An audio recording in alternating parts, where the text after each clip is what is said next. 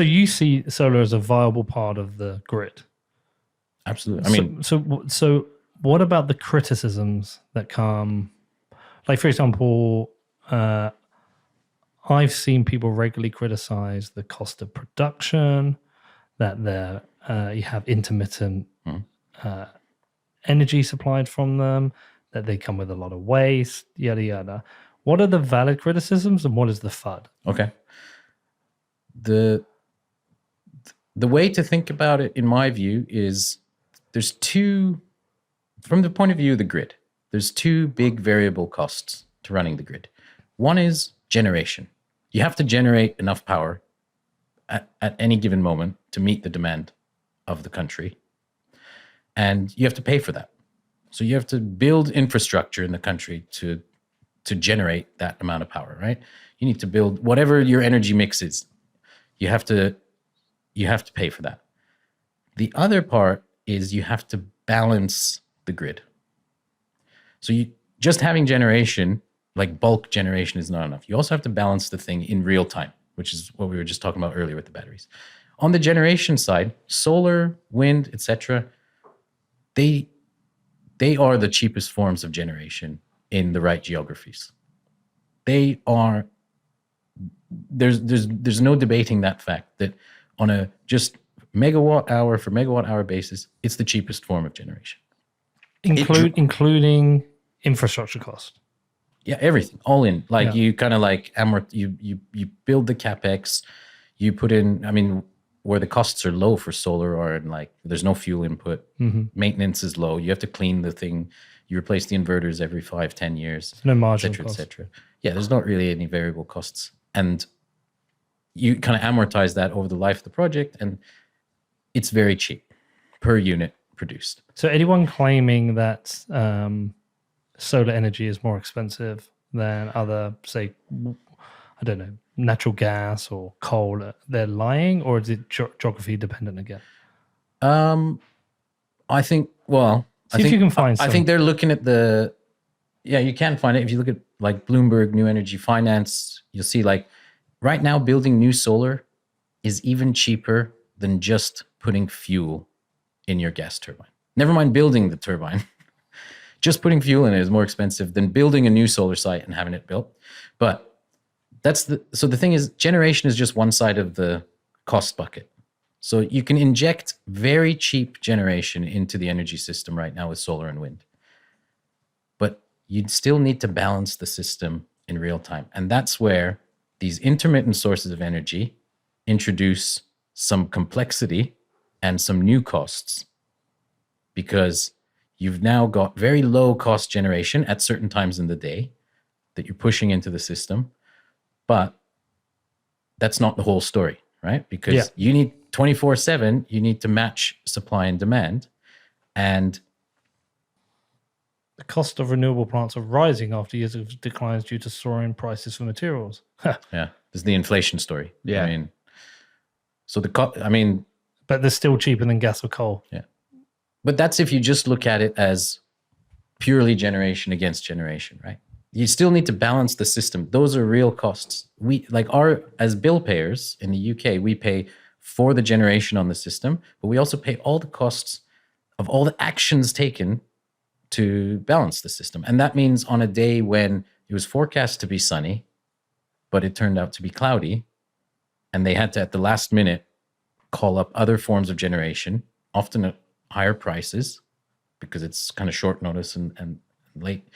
We bear those costs.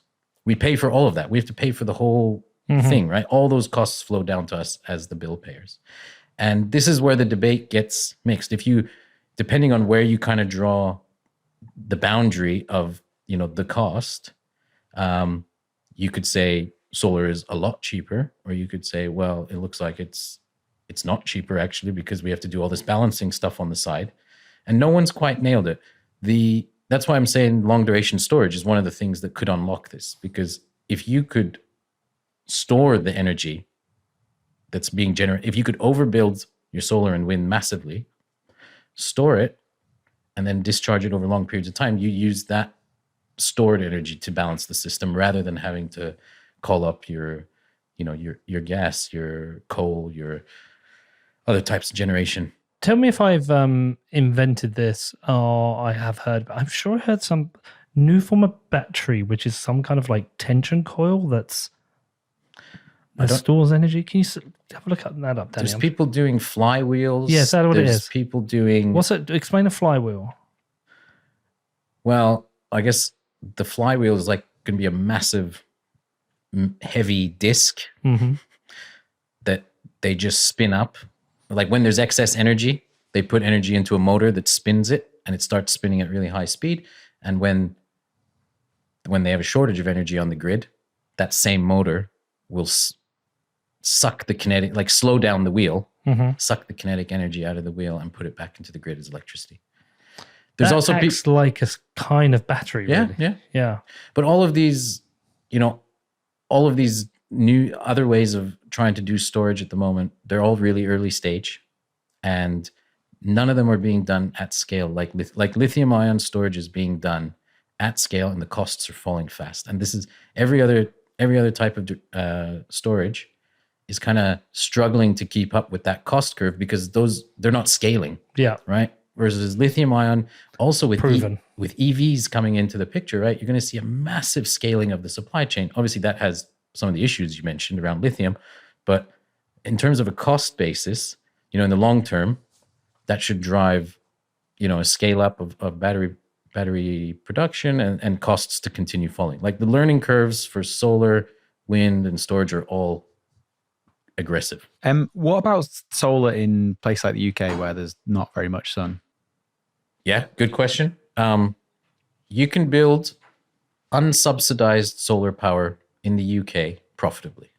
That's how cheap solar panels have become. Never mind places like Australia and California and Nevada, Arizona, like where the sun is shining and it's blatantly obvious that you should build solar there. Even in a place like the UK, it still makes sense. The wind is blowing better in the UK, so you should build a wind turbine because we have a fantastic wind resource. But it's not just the amount of sun. It's also how easy is it to build. A wind turbine, well, you get criticism from people from 30 miles around saying, I don't want to look at, a wind turbine in my backyard. For solar, less visible, easier planning, quicker to build, more modular, etc. So some people build solar, even if it's not the sunniest country. What is it from the sun that is being converted into energy in the solar panel? Oh, this is getting into like solar physics. So I'm really getting to the point whereby even if it's not sunny, by virtue of the fact that it is light and daytime, do the panels are they still useful because there's something coming down on them? Yeah, it doesn't have to be like blazing sunshine, but it's kind of like as bright, like a bright cloudy day is still a pretty good day for solar, right? It doesn't have to be cloudless, but it's not going to produce as much as it would if it got direct sunlight. Also, the angle of the sun matters, right? So you want it hitting the panels square on. I know this. Do you know why I know this? Because I had a guy come to the house to discuss putting solar panels in, and they had to go on the back of the house because of the angle of the roof. That's right. And you want it like you have to like obviously a north-facing roof you wouldn't do in the northern hemisphere. You want to do a south-facing roof, or east or west. East, you're going to get your production in the morning. There's loads of engineering that goes into picking the right sites and making them work. But the point is, solar is getting so cheap, like the panels themselves are so cheap that it still makes economic sense even in marginal places, right? And that's the story of solar today. That's why it's being deployed like faster than any energy technology we've ever deployed. If you want to see an exponential curve, go look at the deployment of solar everywhere around the world in every country because it's easy to transport, low maintenance. Takes up a lot of space. Takes up space, yeah, it does. Good way to deploy solar, though, is what you were trying to do on your roof. So put it on warehouses. I saw a lot of warehouses in Bedford on the drive up here. All those logistics sites and stuff. It's about an 8-year return for me to have it here. 8-year return. Yeah, it was about 8-year return. and the life of the panels, I think he said, were about 25 years. Yeah. Does that sound about right? Yeah, I think that does sound about right. I mean, it's not a knock it out of the park investment, right? But it's not bad either. I mean, one of the questions I put to him was to say, well, one of the reasons I don't just want to do this to have cheaper energy bills long term, right? Because that's one of the reasons to do it. If it pays back over 8 years, then and if you plug back into the grid. But I said, if there's ever a scenario where there's a blackout, I don't want to be without power, so I have to have a battery storage in the house, and it's possible to do it. Yeah. He explained that to me, but that was one of the things I looked at. So, do you follow the debates with regards to energy and the energy mix? Are you following on Twitter or my podcast? Yeah, I do. Yeah, I know. I know the arguments for conventionals like fossil fuels and conventional sources, and again, I've worked in those industries as well, and my family has, and I don't think they're intrinsically bad or that they're negative things. They've gotten us to where we are. But what's happening with the energy transition, I think this is like one of the problems is a lot of people in fossil fuels view the energy transition as something that's being kind of forced down our throats by big government, right? And I can understand why it feels like that sometimes. But what's actually driving the energy transition is technology. 3 key technologies have gotten so cheap, so fast, solar, wind, and batteries, that they're being adopted by the market. So why do you think people are arguing against it? There's plenty of people, especially in the Bitcoin space, if you go out there and you read their arguments, they are very, very against renewables. They say they're not renewable. They say they put risk on the grid, and therefore risk of blackouts, and they themselves are creating a lot of waste. Is there anything fair in any of that? And where do you think their arguments are coming from? I think on the point of the grid, the points are valid. But now, you can mitigate? You can mitigate. You have to, it makes the energy system more complex. All right, think of it like this. If you're running National Grid 50 years ago, there was 10 coal power stations in the UK. You knew the phone number for the guy that was operating each of those.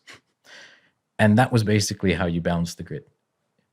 Oh, looks like the football ended early tonight on TV. Like, can you turn down? Right? And that was I'm oversimplifying here, but that's how the energy system used to be. Highly centralized, small number of power stations with a totally central operator. Today, like if you put solar panels on your roof, right, you would be one of millions of small generators on the grid. Yeah. Right? The whole system's becoming way more decentralized, and it just becomes more complex to manage. How does National Grid know how much generation there's going to be? Well, they have to basically like predict the weather and know how many solar panels are out there, and is it going to be cloudy on this part of the country or that part? It makes the whole thing more complicated. That doesn't mean it can't be done. I mean, if we didn't do anything that was complicated, we frankly wouldn't do anything, right? We wouldn't put a man on the moon. So I think in terms of challenges, like technical challenges, it can be done. It's not effortless. And I think this is one mistake that people on the side of the energy transition make, is that they make it seem like it's an easy transition to make if we just tried hard enough. Or if you just cared, you could do it. It has real engineering technical challenges. Moving from a grid with centralized, controllable generation to bringing in more and more intermittent variable generation does introduce genuine engineering challenges into running that grid, balancing it, and also economic challenges in terms of the costs. It's not costless, right? But the benefits, I guess, I can see 3 main benefits. Is that protection of the environment. We've seen over 40-degree weather here in the UK. I'm pretty confident that is down to carbon in the atmosphere. I know someone's going to be on YouTube watching this and they're going to leave a comment like, "You fucking idiot, communist McCormack." But I've lived in the UK my entire life, and it was rare to go over 30 degrees, and we get record temperatures nearly every year, and we're now over 40 degrees. Like, climate change is happening, and it doesn't. The arguments, it always happens. It's a moronic argument. Climate change is happening. It's caused by humans. But that's just for me, that is a fact. That's an undisputable fact. And I'm not going to waste any more time arguing with people who talk about that. So that's a benefit in that we become less reliant upon carbon.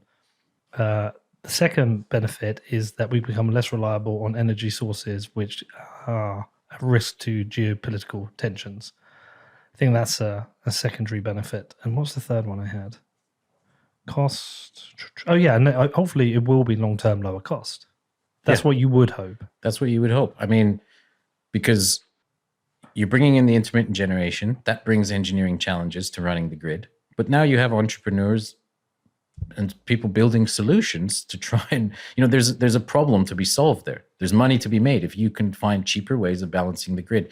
That's what the batteries are doing, right? The batteries today, they're making money by balancing the grid for us in a cheaper way than we could do in the past. The need for that is coming from the rise of intermittent generation, though, the more solar and more wind. There's two other things to the energy transition, though, I'd say that are probably like pluses that aren't appreciated as much. One is the decentralization. The energy system is becoming more decentralized. That is a good thing from a resiliency point of view, just in general. Like moving away from the whole country relying on 10 power stations to, let's say millions of medium to small scale generators dispersed across the country, just from it's becoming a network rather than a one-way system of we generate here and we just push the electrons to your house there. And the other one is democratization. So the fact that you had the opportunity to even consider becoming an energy generator, that's purely because solar panels as a technology became so cheap and so accessible. You can go to IKEA now and buy solar panels, put them on your house. That's in the hands of every person soon, is going to be the ability to participate in the energy system and to be self-sovereign. Self-sovereign, yeah. That's the thing in my mind. It's like, this is a great thing as a Bitcoiner to think I can be self-sovereign with my energy. Yeah. I can generate my own energy. I can contribute to the grid. But if I put in the battery power here, I can also build resilience. Yeah. That's like the holy grail is solar and storage. If you want to be kind of resilient, you could disconnect your house from the grid. Obviously, you have a limited amount of time that you can do that, right? It's not endless. But that's what they're doing in California, right? Like with all the wildfires there, they're building lots of microgrids, which is basically solar with battery power. So that, like, for example, like a hospital or something could disconnect from the grid for 4 hours, but keep critical functions running or other things like that. So self-sovereignty is part of that.